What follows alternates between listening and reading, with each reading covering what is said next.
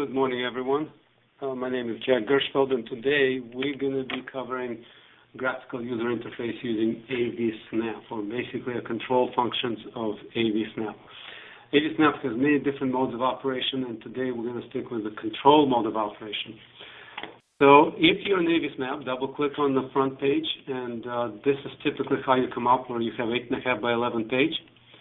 If you press letter P for shortcut P for the properties on the page, if you switch to the pixel mode, for example, 640 by 480, or 800 by 600, 1024 by 768, or any custom configuration, that will put you into control mode. So you can look on the top of the top bar and you can see project mode right now.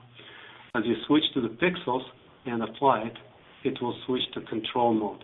In the control mode, you will have additional control panel or pane tools available for you to do control functions. And today we're going to cover some of these tools. Well, we'll cover most of the tools.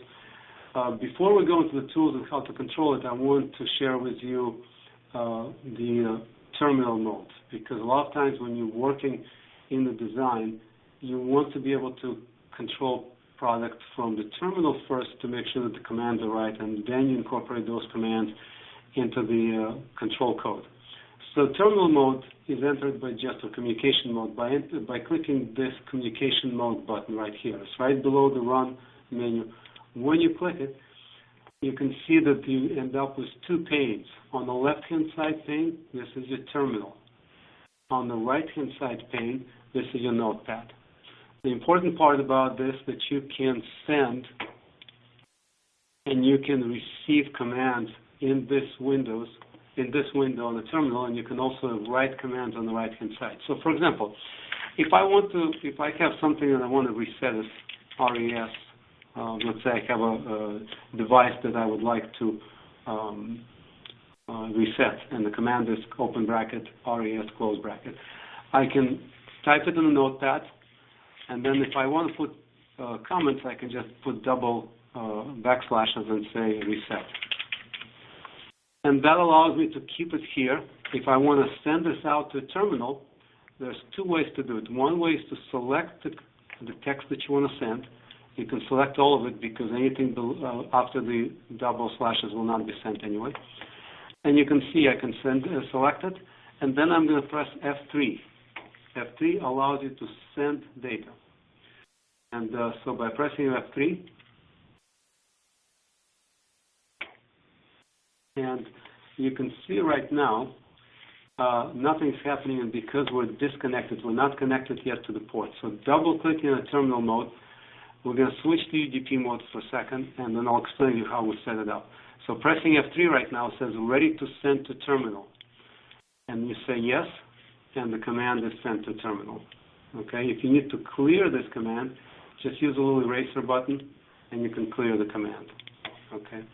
Now, if you want to display it in hex format, you just click this button right here, and now when you send the same exact command, you will see that it will send it in the hex mode.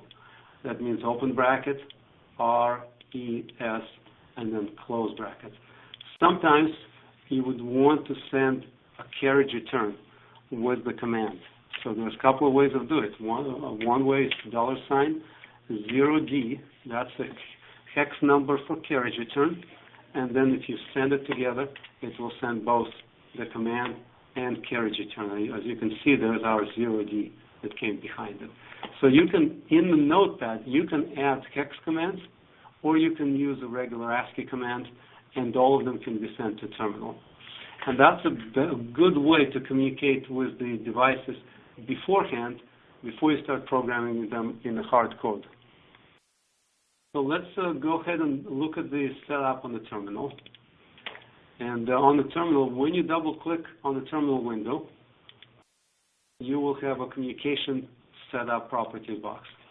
There's a couple of sections here. One on the left-hand side, if you're working with a communication port like a RS-232, you would use the left side of the setup. If you're working on the network portion, TCP, you would use the right-hand side. On the left-hand side, you select the port number you want to use. If you don't have any ports, or you don't know which one's available, just click here, Show Available. Like in my computer, I don't have any ports. available, but if you would have RS-232 ports, or you would have USB to RS-232 converters, you would show up available ports here.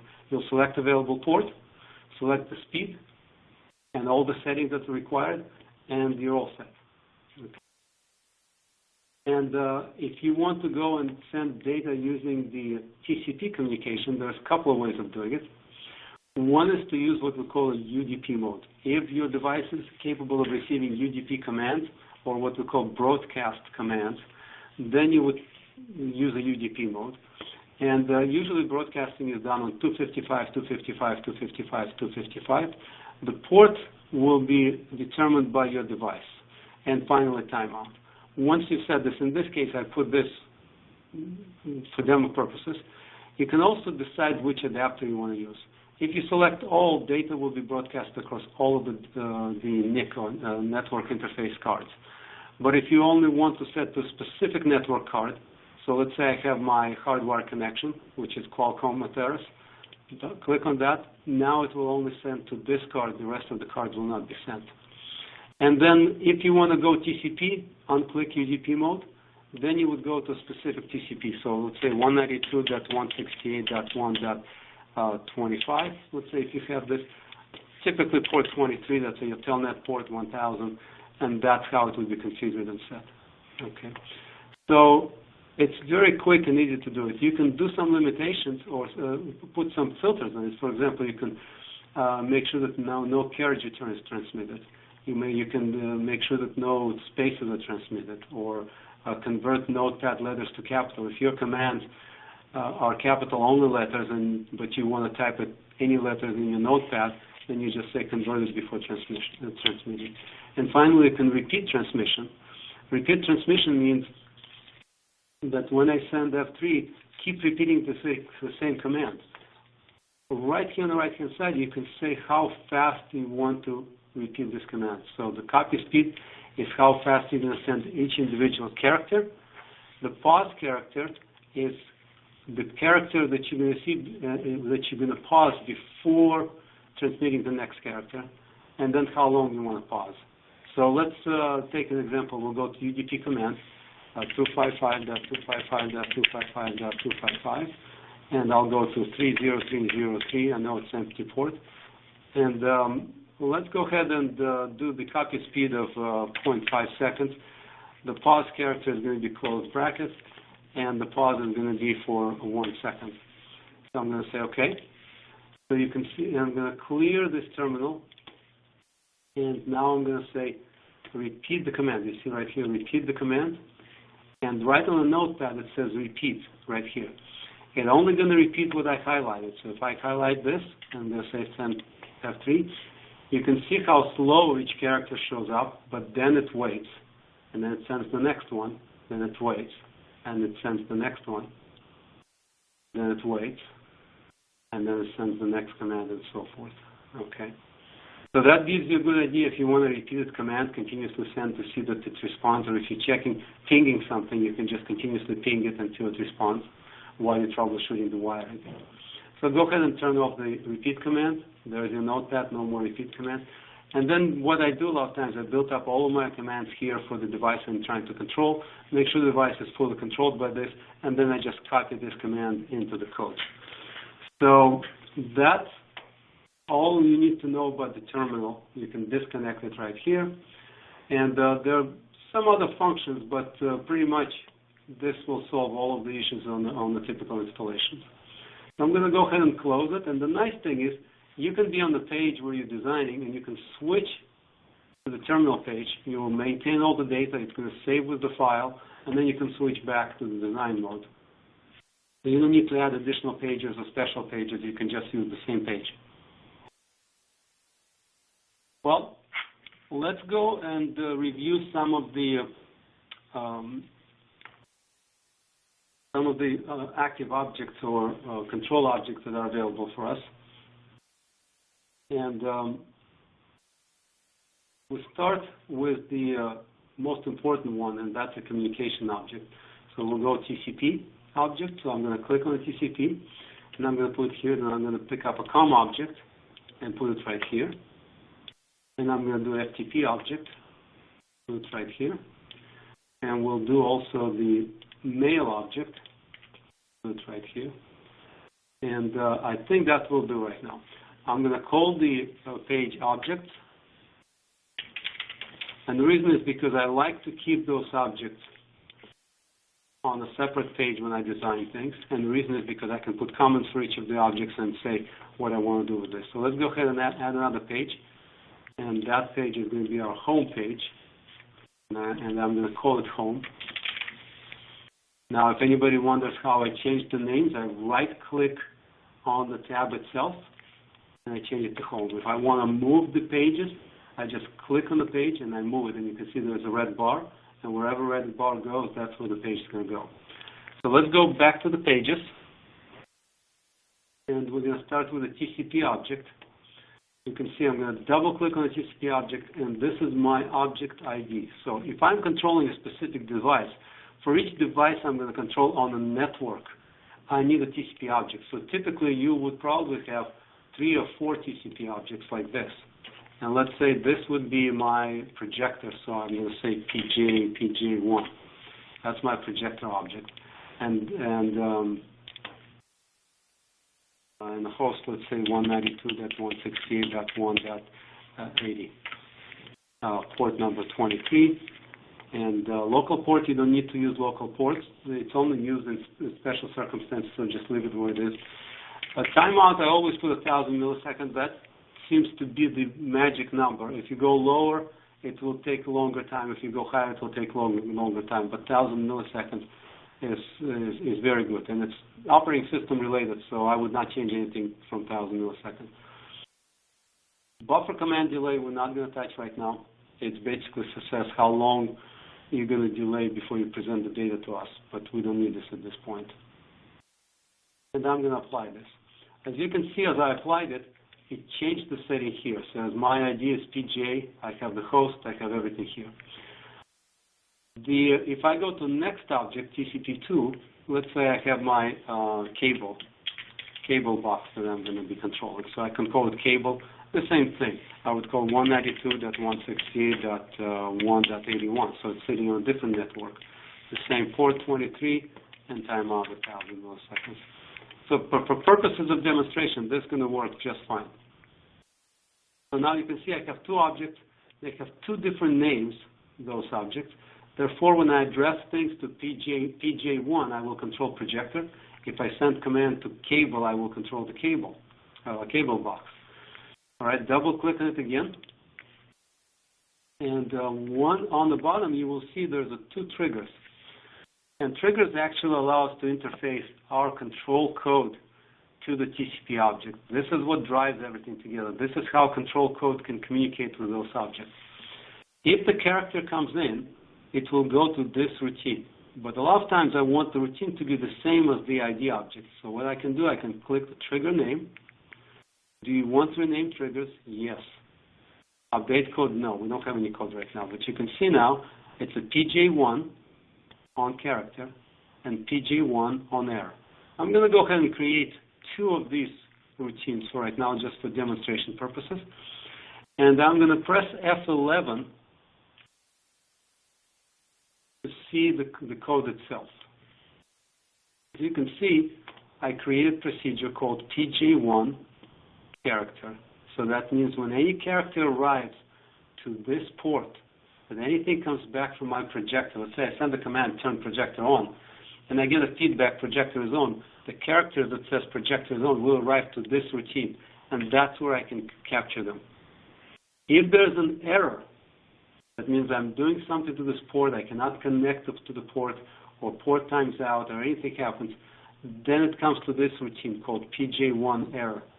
And I will be able to handle those errors. So there's our container for each of these. That's how we know what's what.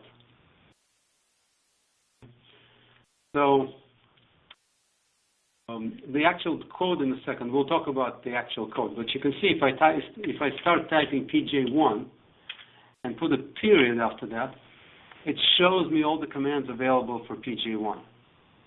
So in this case, I can pull up the ANSI buffer to see what's inside. I can connect, disconnect. I can find out if it's connected. I can change the host, I can change the ID or get the ID, change the index. I can get the MAC address of the actual network adapter. So there are many different functions here. But that's how you would. So if you would initially want to connect to this port, you would say TJ1 connect, right? But if you want to disconnect at the end of when you finish your processing and you want to disconnect, then you would go to disconnect, okay? So we'll talk about this in a minute, about the code, but I just want you to understand how to connect the code to the actual device here. So if I remove these, you can easily delete those completely, and if I go back to this object, you will see that there's no more procedures here. So the procedures are connected to this. So let's go, so there's my TCP objects. In the COM object, it's basically the same as we had in the terminal. You can rename the COM object to whatever you want. So if you're controlling a screen, you can put screen here. And then once you put the screen in, you can say, okay, my trigger name is going to be the same. So it's going to be screen on character and screen on error. Something you can adjust your COM port. And right here, right away, it would display available COM ports if they would be available. All right. Now, a couple of things happen here on the right-hand side. And it all depends how you want to process the data. Sometimes I like the AVSnap to automatically open ports and close ports for me, so the only thing I do is just to send the data. And it's a preferred way of doing it. But sometimes I want to control it. I want to open RS-232, finish my processing, and close it myself without the program doing anything except when I want it to do. So you see right here, initial checkmark says use code to control open and close. That means I am in control of it. But I can also say open and close ports for each transmission. So if I'm sending a data to a device to switch it, and I say send the reset command or send the input 1 command, the program will automatically open the port, connect to the RS-232, send the command, then close the port and make it available for something else. So this is also a very nice feature, and I use it a lot, so I don't have to control it in the code. So it saves you some time, and it also saves you worries why something doesn't work when I'm sending it, because maybe you forgot to open the port. Now this checkmark says that if you're trying to open something and you cannot open the port, display an error. That's for user interface. A lot of times you can catch this error in the programming. So if you want to be more sophisticated, you would catch it in the programming, but if you just want to display the error, just click it here and it will display it. Also, there's a buffer. You can fill the buffer before you send data out to the RS-232 port. So this allows you to clear this buffer before doing any transmission, so you don't get erroneous data sent out. The rest of it is the control flow. We'll discuss it later in the next training, this more sophisticated stuff. All right, so now we know two different types of active controls or active symbols for the communication. Let's go to the mail object, okay? A mail object allows you to do many interesting things, and I've done this before. And I have a AVSnap control running at my home. And what I do, I just send an email to myself with the heading, turn lights on, and it will turn the lights on when I put it in the subject line. Or let's say system off, and everything shuts down. Or I send an email with the subject away, and when the program receives it, it turns some lights on outside. It looks at the outside lights, and it says if it's during the daylight, don't do anything, but if it gets darker, turn the porch light on and so forth. So you can do a lot of different things by controlling it. You can also send back status of the system. So if something fails, if you get an error anywhere else, you can just trigger that mail object and say, send the email when you get error. So let's go over it. So mail 1 is the ID name. Then you need to define your POP server, port number, your email, login, and a lot of times I don't load email body. That means I only care about subject line, because subject line is what I do when I control something, what I do to control remotely something. And if you use SSL, just select SSL, so secure socket layer. And that's pretty much for receiving data. And if you're transmitting data or sending email, that would be sending it from the AVSnap to your own email. You would put the SMT server and the port number and authentication, simple login, and you're all done with this.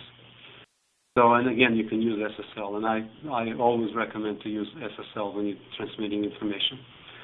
And so that's a mail object, allows you to easily control system through mail object and receive notes, receive notifications if anything wrong with the system.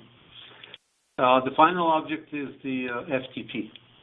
FTP allows you to set up configuration remotely and then change configuration remotely, and when the program is running, it will check FTP and adjust itself. And it is a very useful feature in some places where you don't have access to the application or a computer, but you need to be able to change certain parameters or adjust certain operations. So what you would do, you would create a file on a FTP server, and you would adjust that file, and it will reconfigure the system. Again, simple configuration: host, IP address for the server. You can also use the regular names or FTP. Instead of www, just use ftp.altinex.com, something like this. Port number, login, and the name of the remote file that you're going to be using. So if I'm going to say config.txt, that's the file I'm going to have on the FTP, then it will read that file in for you, and once it reads it, you can parse it line by line and reconfigure AVSnap or your interface. So these are the main objects that you will be using whenever you're designing with AVSnap, user interface. All right, let's do a couple of things and get through a couple of examples just so that you understand how things are working.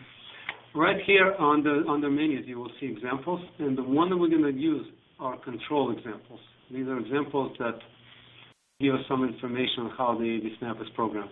The first one is a COM port 232 operation. I'm going to go ahead and open this. I'm not going to save this. And you will see I have a single page, and I have the COM object right here. Double-clicking on the COM object, it shows you what it is, and it shows on character. Go to COM object on character. Now, notice I removed the on error because I don't use on error, but on COM it goes right into here. I use the code to control and open the ports, and I use the code to control the flow. So let's go ahead and look at the code behind the button. So when I press this button, I'm going to send a REST32 command. So there's my code behind the button, and we're going to parse this code in detail so that you can see what's happening. So first what I did, I created a routine called onExecute. All right, and right here on the left-hand side, you have an application object. When you click on it, you will have an application object showing you different things you can do on execute. So in this case, on execute, I wrote a routine. So you just click here, and it will create this routine for you. And I also have on close. So that means when the program starts, I want to open some ports, I want to initialize things, I want to get things done, so I do it on execute routine. When I close the program or when I exit the program, I want to do the same thing. I may want to shut down the projector, open the drapes, I may want to make sure that everything is in the right place, and then I say, okay, I'm exiting and I'm done. So in this case, I have on execute, COM open. Open COM port for communication. Do not forget to close it. Remember I told you that if you do it manually, if you do not close it, that means no other routine can open that port. So a lot of times I use it automatic open and close, so I don't have to worry about this. So on close, when I leave the program, I put a routine called COM close COM port when exiting the program. If you're wondering how it actually gets into here and how do I remember all of this, it's pretty straightforward. So in this case, I'm just going to type COM and period, and you can see I can scroll down and I can say close, and there it is. It populates it for me. So it's not that you have to remember every single command. You just need to know the name of the object. Once you know the name of the object, just put a period behind it, and it will give you all the options available for this object. So that These two routines allow us to start and stop the COM object. The next thing is actually to do something, okay? When I press this button right here, this is the button below, I'm going to press right now letter B for properties, and you can see that I have on BK send. I have this routine right here. So I'm going to come back here and say on BK send.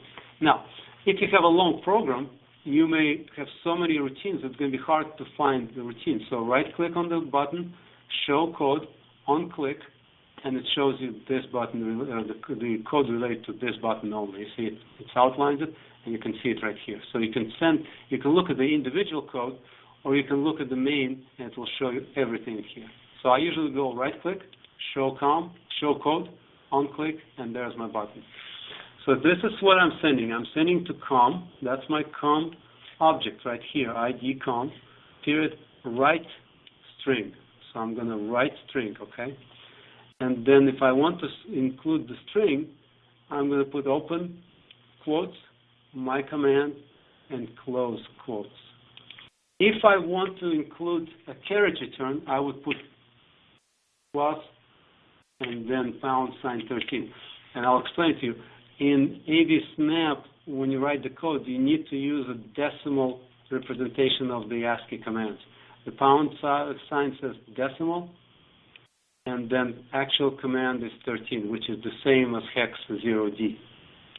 If you need to send more hex commands, you can just continue sending them like this. You don't need to put plus in between. You can if you want. You can put plus in between, or you can just continue putting pound, and it's going to be a full command. All right, so now with all of this said and done, we actually need to see what happens when we get the string back from the array232. So this will send a command and say reset. Or you can say, command says in1 output 2, for example, connect input 1 to output 2.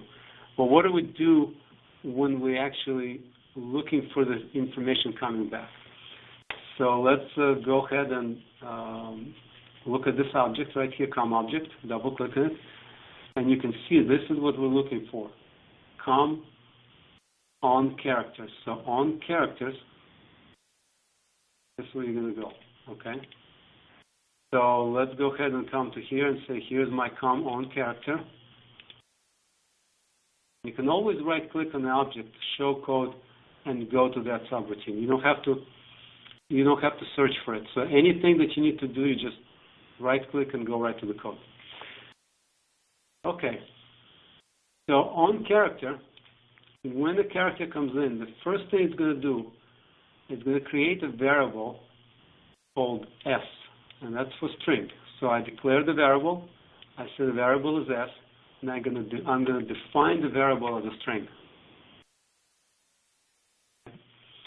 Then we actually go into the code. So you can see this variable definition must come before the actual code starts, so the program knows what variable I'm going to use. The next thing I'm going to do is to use COM period read string right here. Okay. And then I'm going to put S and count, okay? And what it does, it puts the string, it reads the string into this, and it returns also count how many characters it read. So now I was able to get the string into the variable S. I need somehow to display it. So I have a little box here, right here, and if I look at the property of the box, you'll see that the property of the box is called LB for label, right? So if it's LB, I'm going to say LB period text. So I'm saying label, and I want to change the text inside the label. So how do I know this? If I type LB and put period, it tells me all the things I can do. And one of the functions right here is text. So I can actually change the text in any of the labels. And that's going to be equal label text, whatever other text it had before that, okay, plus carriage return and line feed, followed by actual data that I got from the array232 port. So in a way, what's going to happen when I transmit the data it will display data in this box. So when I send command, whatever comes back, it's going to come back into this box. So that's basically what this program is doing. Now, of course, you can parse it, and you can say, look at the character number 5, and if character number 5 is 1, that means everything's okay. Or you can say, look at 5 characters. If it says okay, command, then everything's okay. So let's go ahead and run this quickly. I don't have a Rect32 port, so we're going to get an error, but it still allows you to see what's going to be happening. So I'm going to go ahead and press F9. And then I'm going to press F9, and then I'm going to say, okay. Press F3 to display the port view. So right now, we can display a port view that says exactly what's happening on every port in the program. In this case, we have COM object that we had named. It is closed because we cannot open it. Even though we executed the command that says on execute open the port, we couldn't do it, so it's closed. However, it's still going to allow you to send things so you can see what it would look like if it would be open. So I'm going to press the button, and what happens, it goes red by saying, hey, I showed you what I'm going to do, but I really didn't send it because there's nothing to send it to. Open bracket, I102, close bracket. Okay. You can also display it in the hex format, so next time you receive the command, it will display it in the hex format. So you can really trace down what's happening. Now, sometimes you will notice that there will be commands that are not visible, or something is not visible, like a carriage return or anything else. So you may want to go with hex so you can see those commands. Okay. If you want to look at very specific port, let's say if you have 5 different objects, but you only want to monitor one object, you would go select ports. So in this case, if I have COM1 and TCP, so let me go ahead and exit this, and I'm going to add TCP, TCP, and then a couple of other COM ports. So I added these. Now when I'm going to run it, F3, you can see I can select which port to watch. So I can turn all of these ports and say, I don't want to watch this port, I just want to see one. And the reason is when the program is running, you may have a lot of communication on many different ports, and you don't really care about them because you already troubleshoot them and they work just fine. So you want to limit it to one port that you want to monitor. So COM port, and now you can see it, and you send the command, and it only monitors one port. And you can see it tells you the status of all the ports, TCP1, TCP2, COM1, and COM2. And of course, you can adjust the size of the font if you need to be a little bit larger. The freezing is sometimes data flows so fast that you're not able to read the data. So you can send a command and you can freeze it at some point so you can go back and review what the data was. So it just gives you a nice, clean way of monitoring what's happening. All right. That's a way to transmit a Rect32 object. Let's go ahead and see if we can enable disable buttons on the screen. Sometimes what happens, you have a multiple user interface buttons that you need to, and sometimes you need to turn them off or turn them on, depending on whether you want user to be able to press them or not. So we have a very clean way of doing this. I'm going to go back to example, control object, and we're going to enable or disable objects example. I'm not going to save this. And this is an interesting way of doing things. We have a capability of putting an object or rectangle around any controls and turning on and off ability to see or control through the rectangle, or any other object. You can put circle or anything else. So in this case, I have 2 buttons and I have a volume control. And we're going to go ahead and run this. And as you run it, you can see that now I can press the button, I can change control, and I can change the push button here, okay? If I disable control, I can now do, when I press it, nothing happens because now it's fully disabled. When I enable it, it enables it, and I can go back and control it. So let me show you what the code's behind it. It's very simple code. First, we'll look at our rectangle, and I use an equal sign to see what the name of it or ID is. And this is rectangle, so I have RC as my shortcut, okay? Then I'm going to right-click and show code on click. So on click, I'm going to have a very simple command. Rectangle, disable objects. So it basically says anything inside the rectangle will be disabled. So in this case, if I put RC period, you can see I can have lots of different commands, but one of them is disable objects.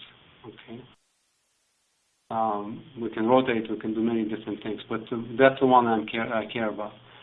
And if I go to the second button, which is RC enable objects, that will enable them back. So that's an easy way to control it. Now, we have a small little feature here. As you notice, these buttons are connected together, and they alternate. As I press one, the other turns off. We call it exclusive mode. So let's see how we did the exclusive mode. I'm going to put a property of the button, and you will notice that the button name is called enable, and it's a part of the array. That means these buttons are connected together by the same name. If I press on this button, it's still button is called enabled.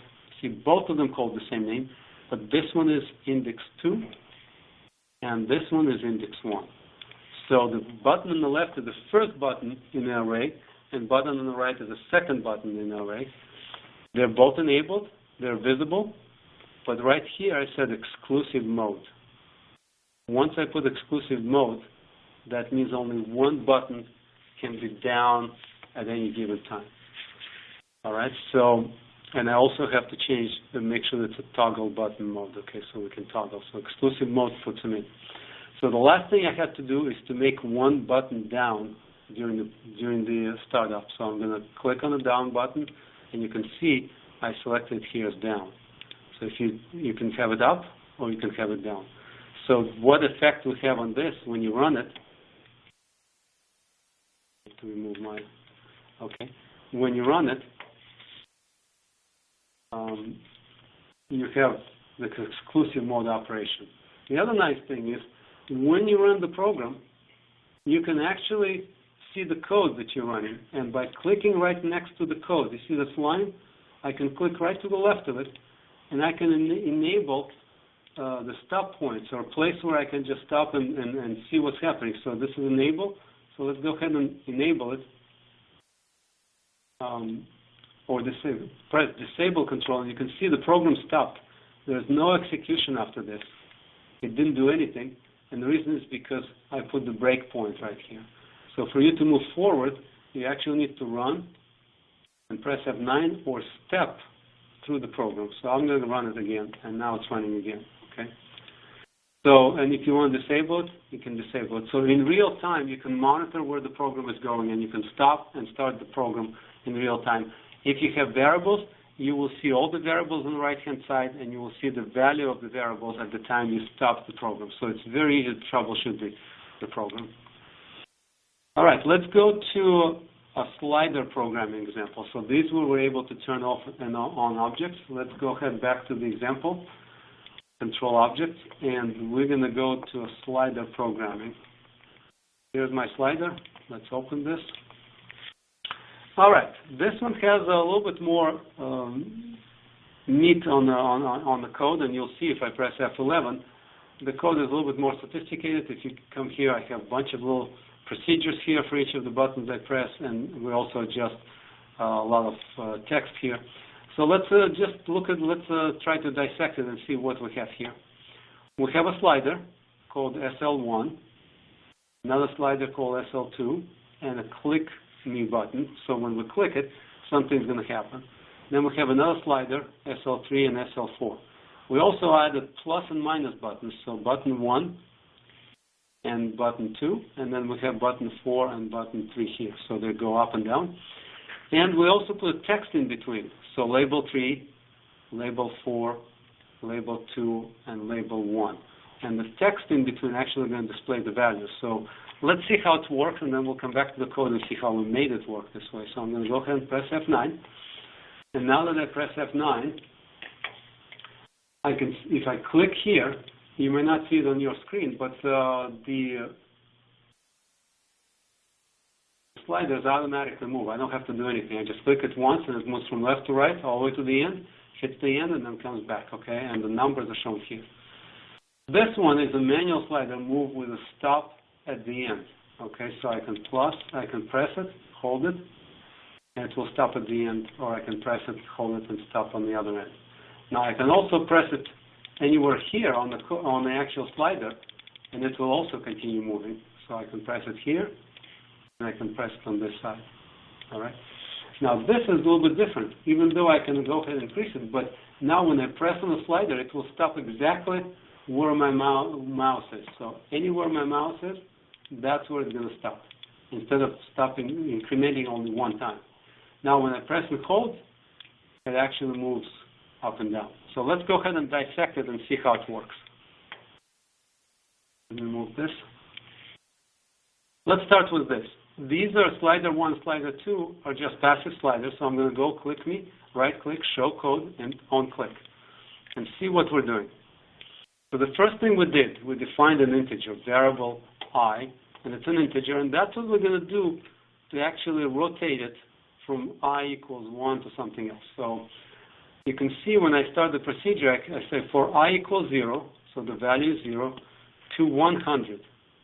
So my whole range of the slider is 100. So how do I set the range?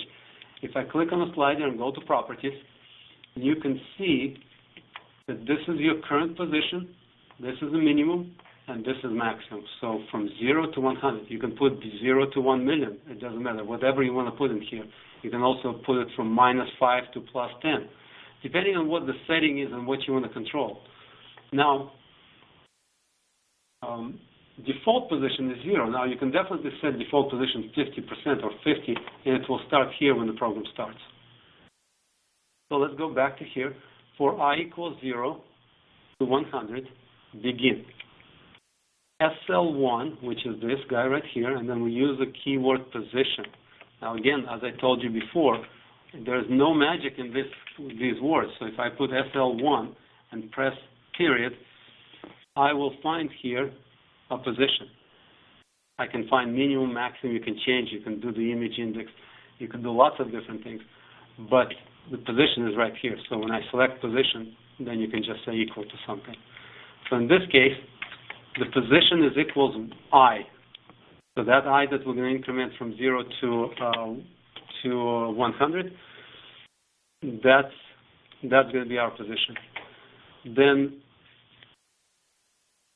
Then what we also did, we updated the label. This label, we updated with the variable.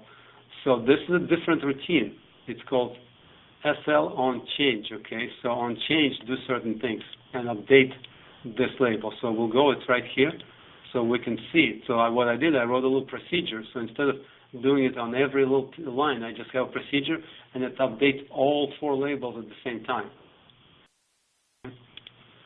So coming back to here, and then what I said, wait 5 milliseconds.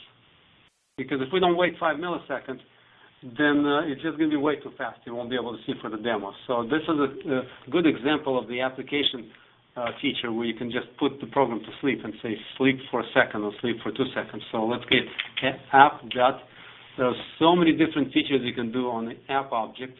Okay, you can screen wake up, you can set computer name, you can rotate, you can page timeout. There are many things you can do here. But in this case, we just use one feature called sleep. And there it is. For I equals 1 to 100, do all of this, okay? Once you finish going from left to right, I want you to go from 100 down to 0 and repeat the same thing again. So that's why we have it moving from left to right, and then turn around and move from right to left. So that's this. Now let's come down to the manual slider, and we're going to look at the properties by pressing B. And in this case, we set the position from 0 to 100. Okay, we adjusted the slide bar width and height. We also did the artistic design so it doesn't look ugly. And it's also enabled, okay? So let me see, slide vertical. All right, so and we use those buttons to actually move that slide from left to right. So let's take a look at the button right here. There's a button properties. And when you press this button, right click, show code, on click, this is what happens. You press a button, plus, it's going to say position of the slider. So SL3 position is equal SL3 position plus 1. So you basically say, take this position, wherever it is right now, and move it by 1. Okay? And the other thing it says, if it's 100, then drop it down. Basically, when you get to the end, don't move anymore. And then update all the sliders. Now, when we go to this button that decreases it, it's exactly the same thing, except we say -1 right here. Slider position is equal slider position -1. And when it gets to 0, then go to 1. So never go below 0. So that's how it allows us to do this. Now, these subroutines are exactly the same, except it's SL4. So, in this one, let's look at this on this property. And what we want to do is to have what we call absolute position on mouse click. Absolute position on mouse click means when I click it, this bar here, at that place right here, the actual bar will move right to this place. You see, on this slider, I do not set absolute position. So when you click anywhere in the slider text, it will just increment it. But on this slider, I put absolute position, and I said, when I press and hold on the slider, repeat the movement every 10 milliseconds. So now let's come back and run it and say, here's my absolute position. You see, I'm pressing it and just moving it. Here's the press, it goes by 1, or press and hold, and it automatically moves up. So there's your features for the volume control or any type of adjustment, zoom, pan, tilt, anything you need to do, you can use this. All right. The next example that I want to share is the change pages. So let's go ahead and load the example. And switch pages. Let's go ahead and load this. All right. Now notice that it automatically went into the run mode. And that's something very important. Let's go ahead and explore it for a second. I'm going to go double click on the page or press letter P to go for shortcut. And right here, you'll see there's a graphical user interface available right here. Okay, that's a setting for graphical user interface. Okay, and there's other settings that you will need. Okay, so for example, if you're using less than 5 pages, you may want to do a fast page change. What it does, it caches all the pages into the memory, and it allows you to switch pages very quickly between one page and the other. Now, if you don't use fast page change, it doesn't load them into the memory.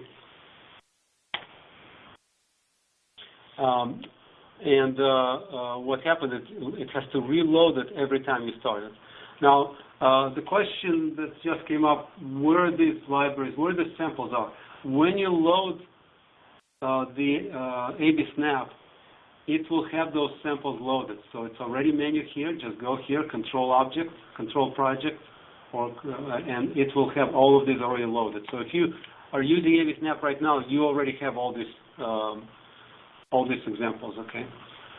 Let's go to P page so you can see fast page change, and we're just going to go through this in the run mode. You see, this run mode means when I'm in the run mode, basically when I press F9, I want to go into the run mode on project opening. So when you click here, it basically will open the project and run it right away. And many times you want this so that user doesn't see the interface, okay?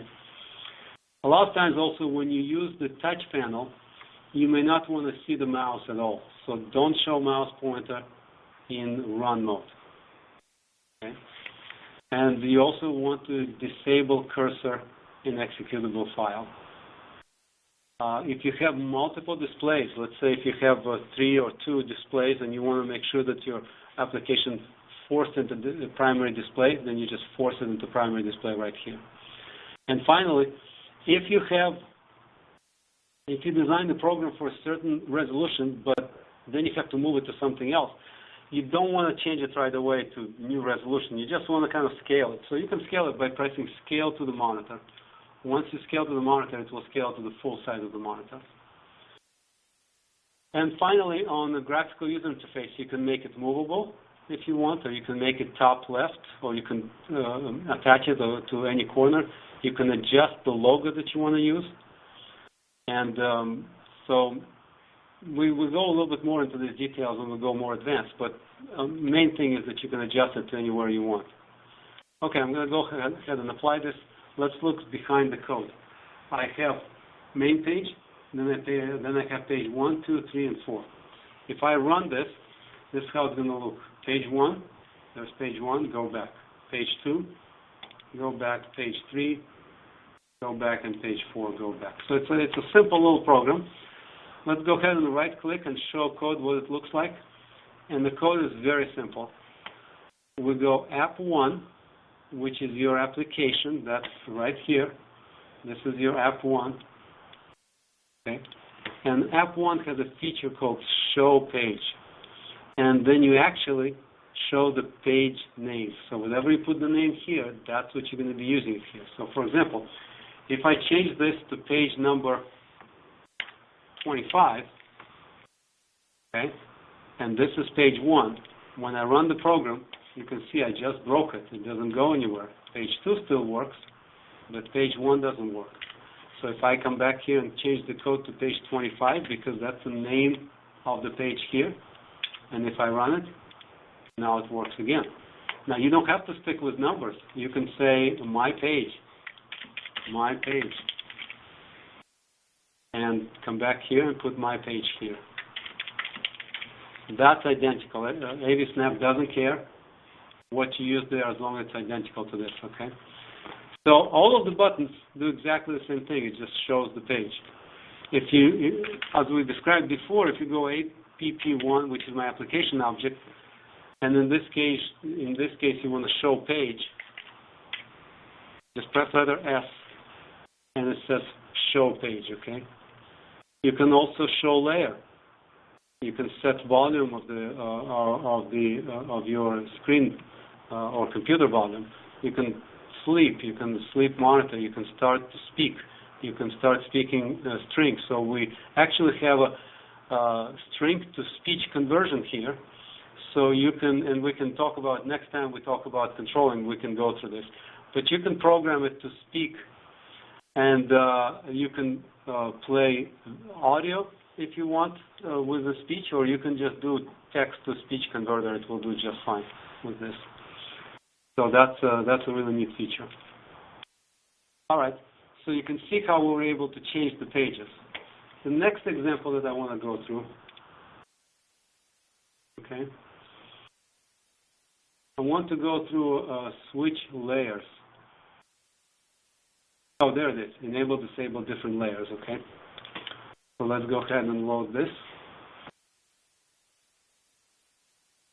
So what we've done, AVSnap has the ability to have up to 10 layers. So on the same page, you can actually put 10 different layers with different objects and just turn the layers on and off. The nice feature about this is that you may have common controls that you may want to use for different pages. So instead of changing the pages, you just use common controls on all the pages. So in this case, let's take a layer 1. I create a layer 1. In layer 1, you can see there's a little tab that says layer 1. I have this button on layer 1, okay? And then I can enable or disable this layer. So let's go ahead and run it and see how it works, okay? See, I cannot use it anymore. But if I enable layer, I can press the button. So you can make it disappear also. So let's go look at the code, right-click, show code, and on-click.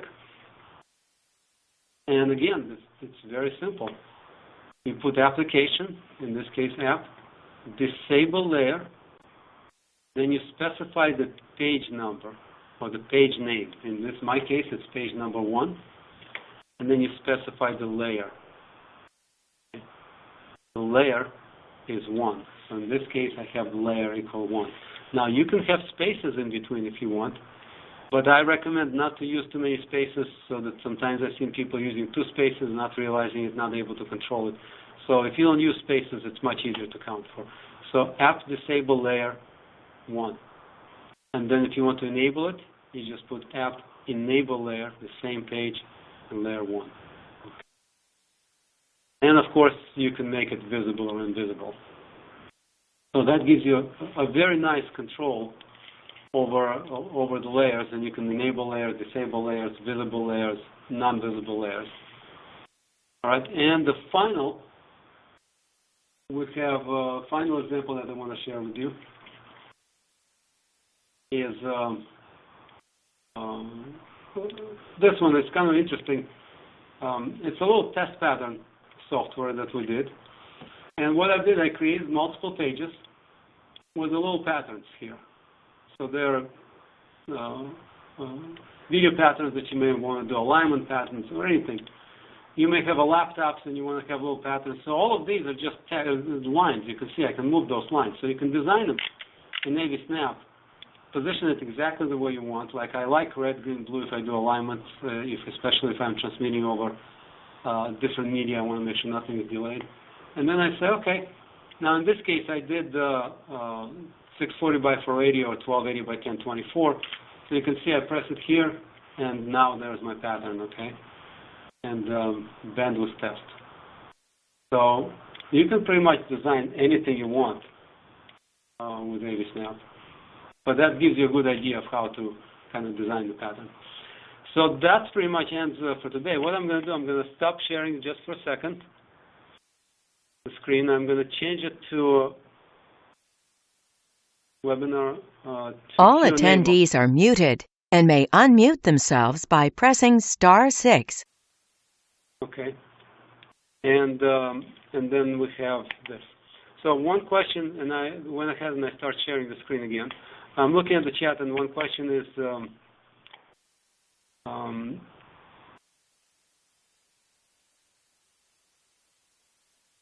yeah, so this is a very good point. The question is, can I change the icon when the AVSnap is running? Absolutely. You can change the icon by going here and change the icon right here. So when you create a program, just load whatever icon you design. You can load here icon, bitmap, JPEG, GIF, PNG, whatever else you find. Once you put this in, your program will have a new icon. So when you minimize it or maximize it or put it in taskbar or here, it's going to always show up as a new icon. Okay, so if anybody else has any questions, please feel free to ask. We have just about a couple of minutes left. There's other different ways you can do it. If you want to have it movable, you just press here, movable. There's also transparency available. If you want the user interface to be transparent when you're not using it, but when you move your mouse over it, you want it to be visible, you can adjust the transparency, fading in and out. And you can also make interface any shape you want. By putting a shape on the page, you can change it to any shape. So remember that this executable is only for this icon is only for executable format. So let's say if I want this to distribute to my client, I may want to say File and Save as Executable. Okay. So if I put the desktop example executable, and now that's saved as executable, it's right here. So there's my executable file. So double-clicking on that file will automatically start the executable. And you can see the icon is right here, which was exactly the same icon that we have right here. So on the taskbar, the icon is the same. All right. If you change it here, run it executable, the taskbar is going to have exactly the same icon as what you have in the program. Now, if you're running it in AVSnap mode, that means you're not making it executable, then there's no way to change the icon. The AVSnap mode is pretty much locked in. So you have to convert to executable mode for it. Now, the volume control, some person was asking volume control, so it's very simple. You go into the code, and you say, in this case, you will say app1 dot I need to, let's see, let me see if I can clear this.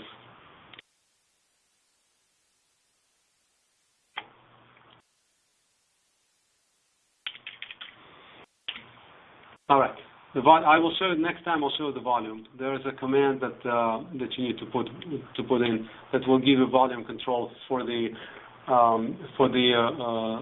computer. Connie, for you, I will send you an example how to do this so you can use it in your programming. All right. If you don't have any more questions, guys, I think we're done. Again, we spent 1 hour on Tuesday together. I really appreciate it that you took your time off your daily life, and I'll see you next week at the same time, and we'll do additional design work. Thank you, everyone. Have a good day. Take care.